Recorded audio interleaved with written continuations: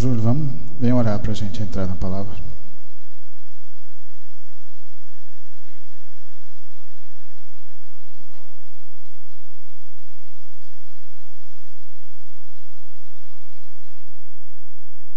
Glória a Deus. Senhor Deus, nesse momento, já louvamos e viemos pedir que o Senhor venha através do teu servo falar com a tua igreja nesse momento, falar com as pessoas que estão com os corações angustiados nesse momento, que o Senhor venha abençoar também, Senhor, a nossa igreja, os irmãos que estão aqui hoje, aqueles que não puderam vir, que o Senhor venha falar com a tua igreja através da tua palavra, Senhor, que pedimos em nome de Jesus. Amém.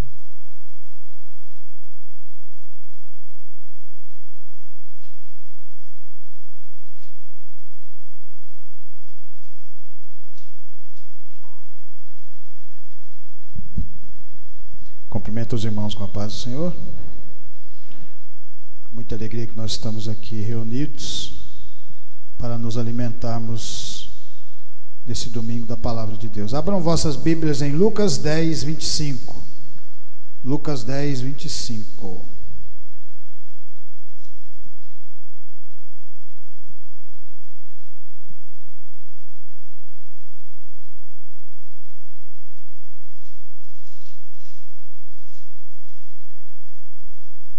Amém?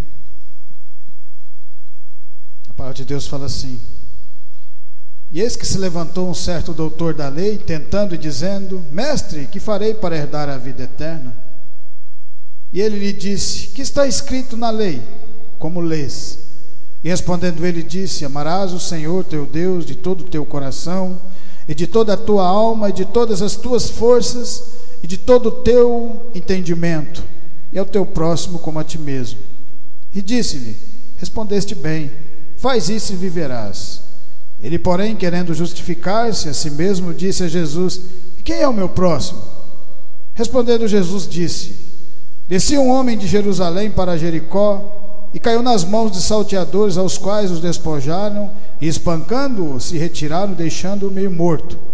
E ocasionalmente descia pelo mesmo caminho certo sacerdote, e vendo-o, passou de largo.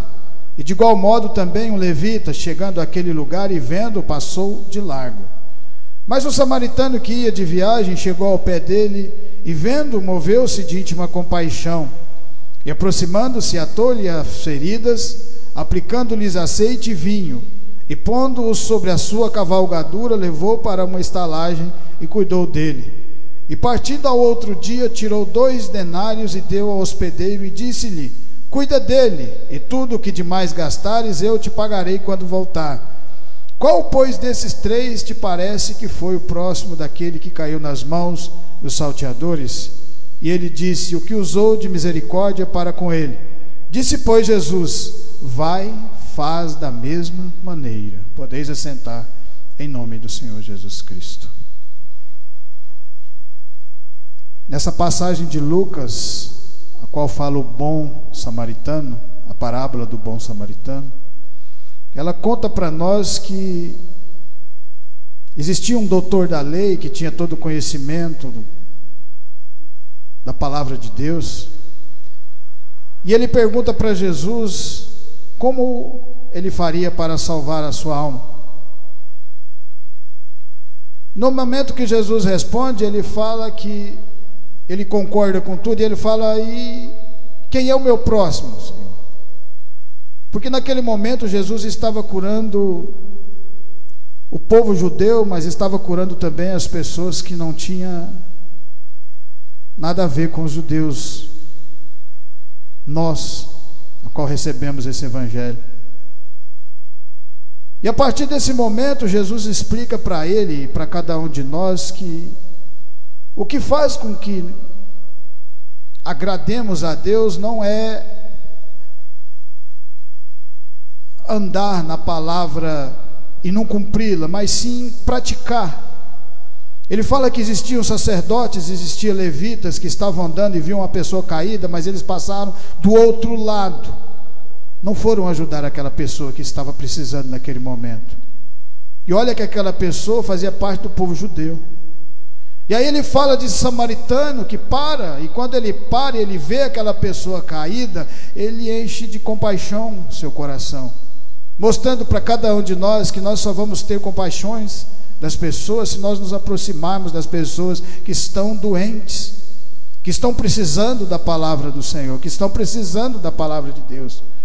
Porque só você ter o conhecimento e não praticar não vai te levar a lugar nenhum. Fé sem obra é fé morta. Precisamos das obras também. Isso que faz com que nós vamos trabalhando dentro do nosso coração. Jesus andou curando todas as pessoas. Ele começa com o seu povo judeu, mas no final esse povo rejeita. Em Romanos 12, 19, a palavra de Deus fala assim, Romanos 12, 19. Romanos 12, 19. Não vos vinguei a vós mesmos, amados, mas dai lugar à ira, porque está escrito, minha é a vingança, e eu recompensarei, diz o Senhor. Portanto, se o teu inimigo tiver fome, dá-lhe de comer, se tiver sede, dá-lhe de beber, porque fazendo isto amontoarás brasas de fogo sobre a sua cabeça. Não te deixes vencer do mal, mas vença o mal com o bem. Essa passagem aqui ela fala sobre o samaritano. O povo samaritano não se dava bem com o povo judeu. Eles eram inimigos mortais desde lá de antes de ir para o cativeiro, a tribo do sul, porque a tribo do norte foi primeiro. A partir desse momento que eles foram cativos pelos assírios, eles misturaram a raça e tornaram eles povos samaritanos, e viviam numa briga. Mas nesse exato momento Jesus mostra para o doutor da lei que o próximo é aquele que vence todas as barreiras, todas as mágoas no coração para ajudar o próximo. Porque quando ele se depara com aquele homem caído, ele sabia que era um judeu e sabia que eles eram inimigos, mas ele sabia também que aquela pessoa precisava de ajuda, e que ele estava naquele momento e ele podia ajudar, e ele fez, ajudou. Não vos vinguei a vós mesmos, amados. Aqui fala de um povo escravo lá no Egito, a qual 400 anos fazia parte da escravidão de Faraó.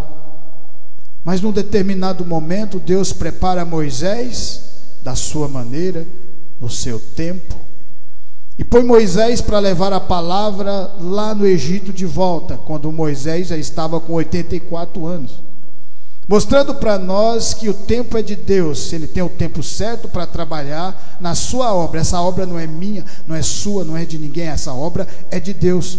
Nós só somos vasos que o Senhor enche à medida que nós estamos preparados. Então, a partir desse momento, Moisés volta ao Egito sozinho entre aspas, mas com o Criador dos céus e da terra. Mas para ele fazer essa viagem de volta, ele teve que ter no coração aquilo que nós temos aqui agora: fé. Porque se nós não tivéssemos fé, nós não estaríamos aqui reunidos. Ele vai acreditando que Deus vai junto com ele, que Deus vai operar junto com ele, e enfrenta aquela nação mais poderosa daquele momento e vence. Por quê? Porque a palavra de Deus fala, minha é a vingança. Aquele povo é tirado do cativeiro sem ao menos levantar um canivete. A Deus, através de Moisés e a sua palavra, vai aparecendo as pragas no Egito, vai minando a força de Faraó, a força do povo de Faraó, a força dos soldados de Faraó, e chega no determinado momento que eles percebem que eles não têm força para lutar com Deus. Por isso nós servimos esse Deus de todo o nosso coração, de todo o nosso entendimento, de toda a nossa vontade, porque nós sabemos que Ele pode fazer qualquer coisa por nós. A partir desse momento, o povo é tirado de dentro do Egito e colocado no deserto, aonde Deus alimenta esse povo. Em 1 Coríntios, a palavra de Deus fala assim, 1 Coríntios 15:9.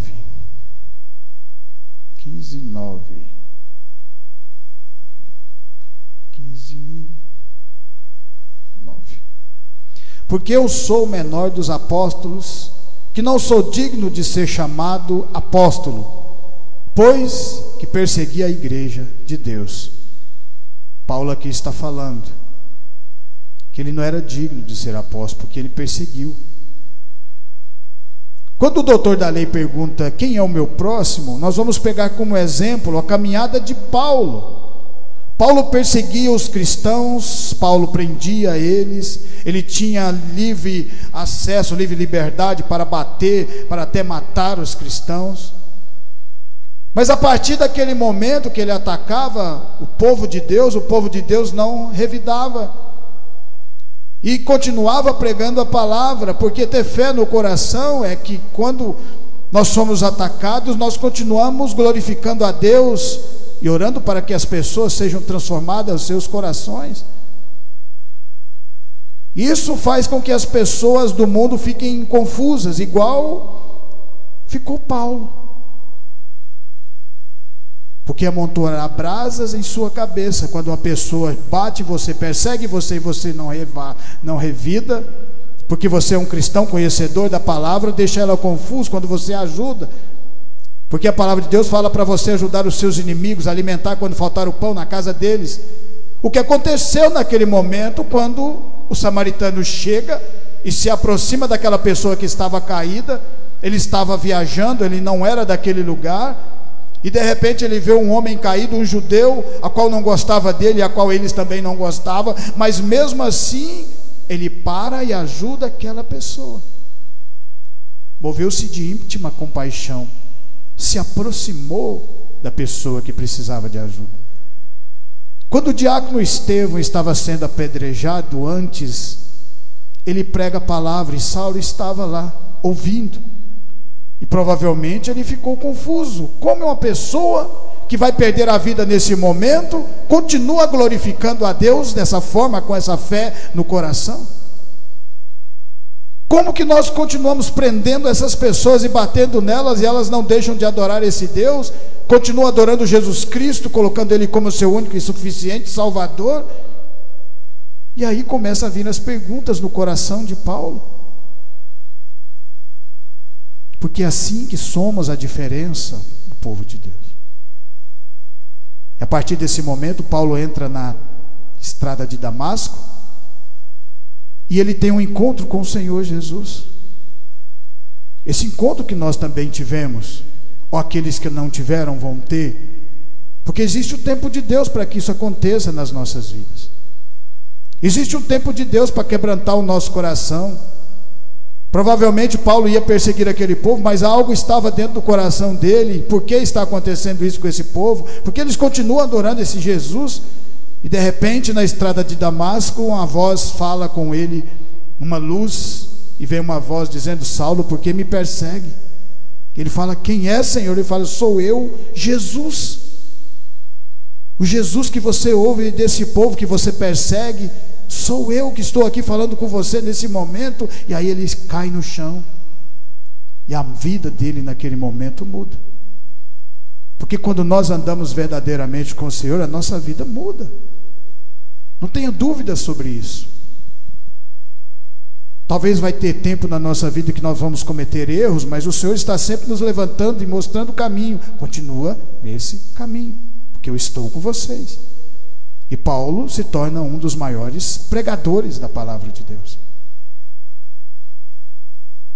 Mas ele foi convencido pelo amor de Jesus Cristo dentro do seu coração. Porque se alguém pegasse ele à força e falasse: você vai ter que adorar esse Jesus, provavelmente ele ia ficar mais bravo. Mas quando o amor vai tocando no coração, a pessoa vai percebendo que é real e que está nos mudando e nos moldando, e que nós continuamos crescendo cada vez mais de fé em fé, de glória em glória. Em 1 Reis 17, a palavra de Deus fala assim, 1 Reis 17. 1 Reis 17.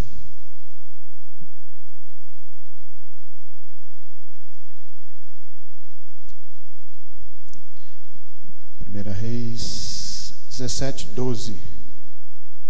Porém ela disse: vive o Senhor teu Deus, que nem um bolo tenho senão somente um punhado de farinha numa panela e um pouco de azeite numa botija.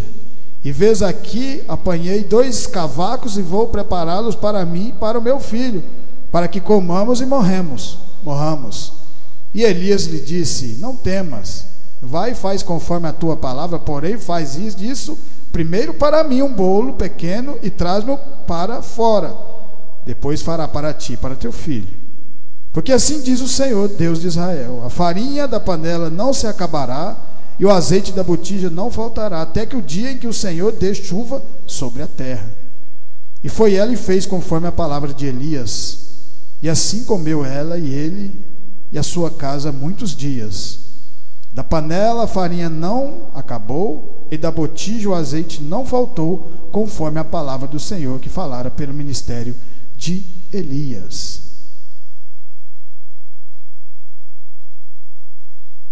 Elias foi um dos maiores profetas da Bíblia. Aqui está começando o ministério dele. Quando Acabe e Jezebel, os reis do reino do norte, começaram a trazer outros deuses entre aspas, para dentro da sua terra, começaram a adorar Baal para que as coisas frutificassem, que para eles Baal era o deus da fartura, o Deus da safra, o Deus da multiplicação. E naquele momento o Senhor permite que Elias vá até o rei Acabe, e Elias dá a palavra a ele, fala que durante 3 anos e meio não ia chover.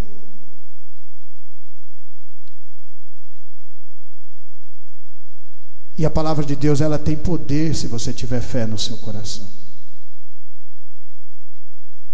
Porque o verdadeiro Deus que traz multiplicação nas nossas vidas é o Deus que nós servimos, Jeová, o Pai do Senhor Jesus Cristo, que morreu na cruz por cada um de nós. Talvez naquele momento o rei Acabe não acreditasse naquela profecia que Elias tinha dado, mas quando começa a passar-se os meses e a chuva não cai, começa a passar os anos e a chuva não cai, eles começam a perceber que aquela palavra tem poder. E é essa mesma palavra que nós estamos aqui ouvindo hoje. E a partir desse momento, eles começam a perseguir Elias para matá-lo. Porque se você pregar a palavra verdadeira como ela é, vai haver perseguições. Mas lembra que Deus vai nos guardar. Primeiro ele manda Elias para um monte, onde um corvo leva alimento para ele, onde ele bebe da água do riacho, mas com o tempo o riacho seca, porque não havia mais chuva. E Deus dá a palavra para Elias, para ir para Serepta, para uma viúva que ia alimentá-lo. E ele chega naquele momento, aquela viúva ia ter a sua última alimentação da sua vida. E Serepta ficava no país de Jezabel, porque o povo de Deus estava adorando ídolos. O Senhor vai e mostra para eles que o verdadeiro Deus a qual nós servimos é quem multiplica, é quem dá bonança, quem nos dá coragem, quem nos alimenta. E ele manda para a própria terra de Jezebel para alimentar essa viúva. E quando ele chega, a viúva tinha a última ali, ele ia ter o último alimento da sua vida, que nós vamos comer e vamos morrer. E Elias dá a palavra do Senhor: faz para mim primeiro, e não vai secar nem a farinha e nem o azeite. E assim aconteceu na vida dela, porque ela teve fé no coração. Enquanto o povo estava procurando Elias para matar em Israel, na tribo do norte, ele estava escondido na terra de Jezebel. Porque é assim que Deus faz, ele confunde o povo do mundo para proteger o povo dele e mostrar o caminho, nos fortalecendo. Esse Elias continua lá até o tempo determinado por Deus para que voltasse a chover, e a chuva só ia cair através da palavra de Elias, porque ele tinha dado a palavra que não ia chover. Então Deus, mostrando que a palavra dele tem poder, e através dessa mesma palavra a chuva ia ser restabelecida. E Deus protegendo a vida desse grande homem. Em Tiago 1:22 a palavra de Deus fala assim, Tiago 1:22. Tiago 1:22. Tiago 1:22.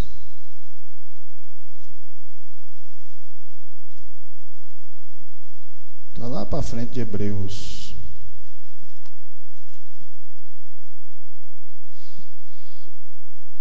Olha o que a palavra fala. E sede cumpridores da palavra e não somente ouvintes, enganando-vos com falsos discursos. Porque se alguém é ouvinte da palavra e não cumpridor, é semelhante ao varão que contempla ao espelho o seu rosto natural. Porque se contempla a si mesmo e foi-se, e logo se esqueceu de como era. Aquele, porém, que atenta bem para a lei perfeita da liberdade, e nisso persevera, não sendo ouvinte esquecido, mas fazedor da obra, este tal será bem-aventurado no seu feito. Se alguém entre vós cuidar de ser religioso e não refreia a sua língua, antes engana o seu coração, a religião desse é vã. A religião pura e imaculada para com Deus o Pai é esta: visitar os órfãos e as viúvas nas suas tribulações e guardar-se da corrupção do mundo. Era o que Jesus estava falando para o doutor da lei. Passou-se o sacerdote, passou-se o levita, conhecedor da lei, conhecedor da palavra de Deus, mas não pararam para olhar aquela pessoa que estava caída. Então era em vão. Aquele que tinha um conhecimento menor, que era o samaritano, que eles também tinham conhecimento da palavra, que tinha muito mais possibilidade de não parar, porque aquele que estava era um judeu, e os judeus e os samaritanos não se comunicam, então ele teve que vencer essa barreira, colocar o amor em primeiro lugar na frente, para que ele pudesse olhar para aquela pessoa e, vendo o estado dela, soubesse que podia ajudar, e ele ajudou. Não fez como os outros. Isso é ser verdadeiro na fé. Isso é praticar. Como podemos ajudar as pessoas se nós não nos aproximamos delas? Das pessoas que estão doentes, das pessoas que estão precisando da palavra de Deus. Mas como? Às vezes a pessoa não ora que para Deus nada é impossível. Não tem aquela passagem que o centurião chega para Jesus e Jesus fala: eu vou na sua casa. Ele fala que tinha um companheiro que estava doente. Jesus fala: vamos. Ele fala: não sou digno que entreis em minha morada, mas dizei uma palavra e serei, e ele será salvo. Mostrando para mim, para você, orar também é o mais importante. Tem poder a palavra de Deus. Quando nós oramos confiando, o Senhor vai lá e faz o milagre na vida da pessoa, restaura, cura e transforma, para que nós não sejamos igual os sacerdotes e os levitas, ver a pessoa caída e não temos força para chegar, nos aproximarmos, para saber pelo menos se está viva para ajudar. Porque pela lei o sacerdote não podia encostar em pessoas mortas, mas podia pelo menos chegar perto para saber se estava vivo ou não e poder ajudar aquela pessoa. Em Lucas 7,36 a palavra de Deus fala assim, Lucas 7,36, Lucas 7,36.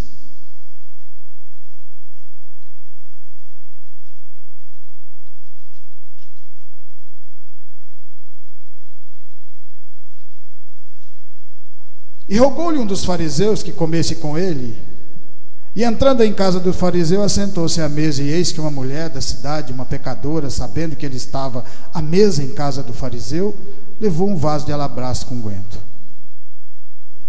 E estando por detrás aos seus pés, chorando, começou a rogar-lhe os pés com lágrimas, enxugava-lhes com os cabelos da sua cabeça e beijava-lhe os pés, ungia-lhes com unguento. Quando isso viu o fariseu que o tinha convidado, falava consigo, dizendo: se este fora profeta, bem saberia quem é e qual é a mulher que lhe tocou, pois é uma pecadora. Olha que interessante. Quando aquele homem estava caído na beira do caminho,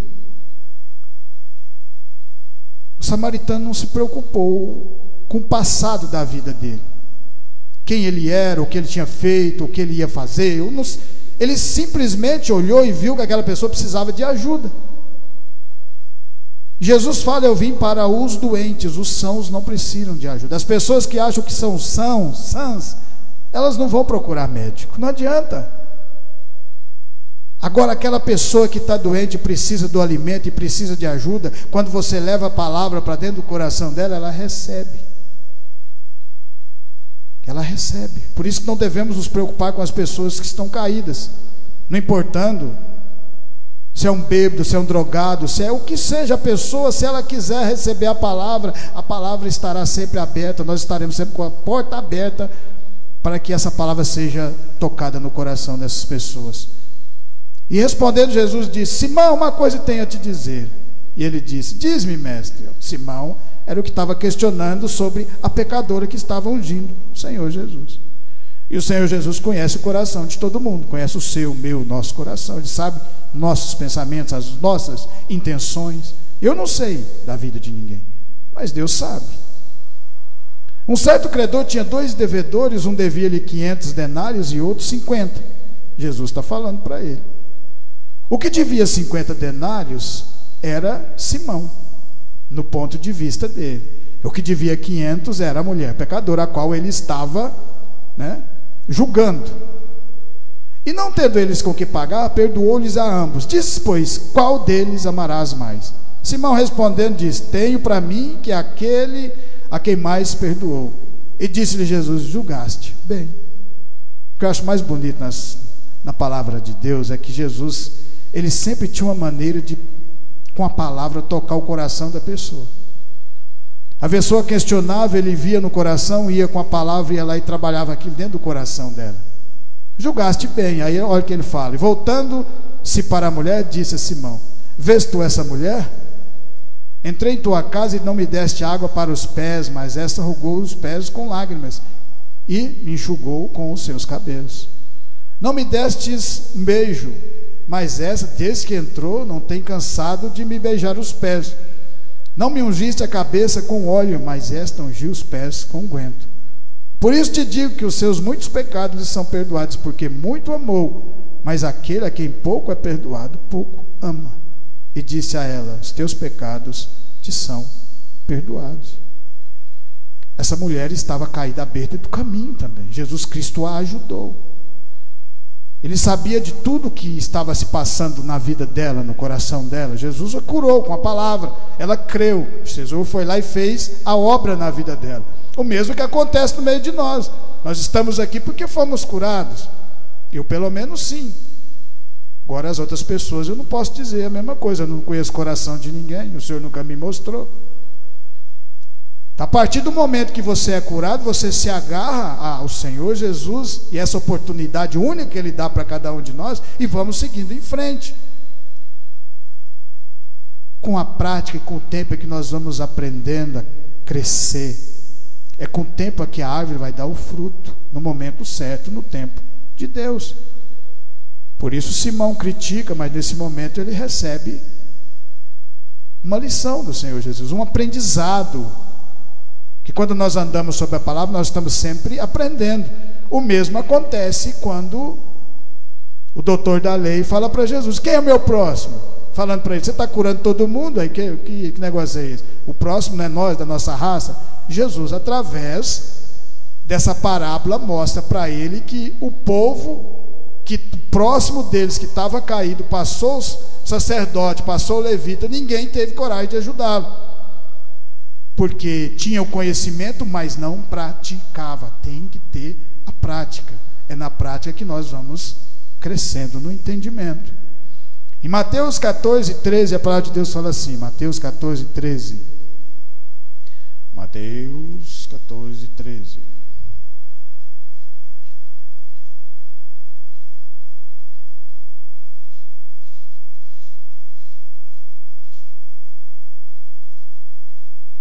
E Jesus, ouvindo isso, retirou-se de um barco para um lugar deserto, apartado, e sabendo o povo, seguiu a pé desde as cidades. Nesse momento aqui tinha acontecido a morte do primo de Jesus, João Batista.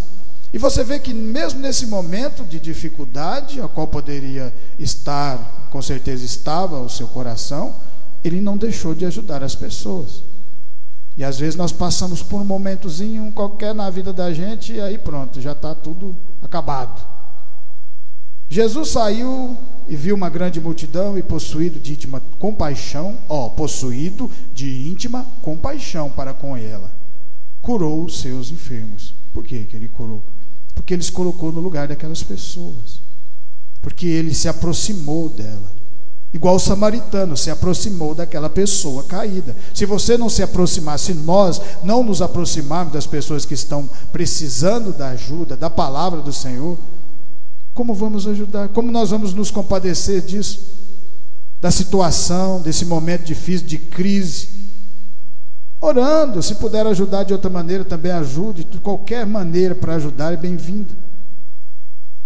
E sendo chegada a tarde, os seus discípulos aproximaram-se dele, dizendo: o lugar é deserto e a hora é já avançada. Despede a multidão para que vão pelas aldeias e comprem comida para si. Olha só que maravilha. Jesus, porém, lhes disse: não é mistério que vão, dá-lhes voz de comer. Então eles disseram: não temos aqui senão 5 pães e 2 peixes. Ele disse: trazemos aqui. Tendo mandado que a multidão se assentasse sobre a erva, tomou os 5 pães e os 2 peixes, erguendo os olhos ao céu, os abraçou e, partindo os pães, deu aos discípulos e os discípulos à multidão. E comeram todos, e saciaram-se e levantaram dos pedaços que sobejaram 12 cestos cheios. E os que comeram foram quase 5.000 homens, além das mulheres e crianças. O que Jesus estava mostrando para eles? Não importa a quantidade que você tiver, se você usar o que você tem, pouco ou muito, para ajudar as pessoas, o Senhor Jesus multiplica. Por isso que aquele samaritano, ele pega aquela pessoa, ele cura dela lá naquele momento no chão, depois coloca ele no seu cavalo, leva até uma pousada, um local onde as pessoas pousavam, e dá 2 denários para o dono. E fala para ele: cuida dele até que eu volte. Isso é você ajudar as pessoas realmente, mostrando para nós quanto maior a maneira que você puder ajudar as pessoas, ajudar o próximo, mais Jesus vai operar na sua e na minha, na nossa vida. É assim que a multiplicação acontece. Foi assim, através daqueles peixes, daqueles poucos pães, que Jesus mostra para os discípulos: se vocês se preocuparem com esse povo, eu multiplico na vida de vocês. Amém?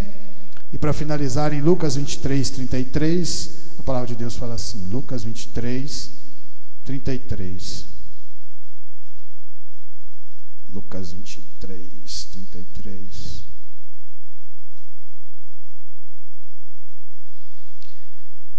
E quando chegaram ao lugar chamado a Caveira, ali o crucificaram, e aos malfeitores, um à direita e outro à esquerda. E dizia Jesus: Pai, perdoa-lhes, porque não sabem o que fazem. Veja só, no momento de crucificado, Jesus estava, e ele ainda olha para o céu e pede que o Senhor perdoe aquelas pessoas. Não importa o tão caído você está no caminho, Jesus tem todo o poder para livrar você e cada um de nós. Ele já fez isso na minha e pode fazer na vida de cada uma dessas pessoas que tem fé no coração. E Ele fez. Ele fez isso na vida daquela pessoa caída no caminho. Ele fez na vida daquela pessoa que estava no caminho dele, aquele cego em Jericó. Ele fez através daquela pessoa que já tinha morrido, que era Lázaro, através das suas irmãs que tinham fé na palavra dele, que acreditaram de verdade. E Ele sempre continuará fazendo com que pessoas que estejam caídas sejam levantadas e sejam transformadas através da palavra, porque essa palavra tem poder. Amém? E eu agradeço essa rica e maravilhosa oportunidade, em nome do Senhor Jesus Cristo. Quer orar, Ana Vitória? Quer não? Certeza? Irmão Júlio, vem orar.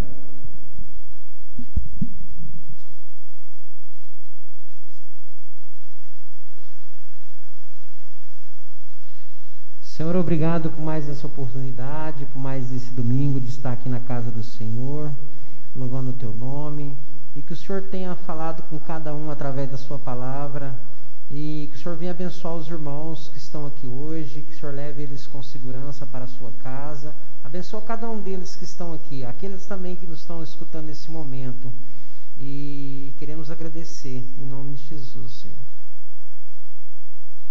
Estendo as mãos, que a graça do nosso Senhor Jesus Cristo, o grande amor de Deus e as doces consolações do Espírito Santo estejam com cada um de nós, e nós dizemos amém. Glória a Deus. Glória a Deus.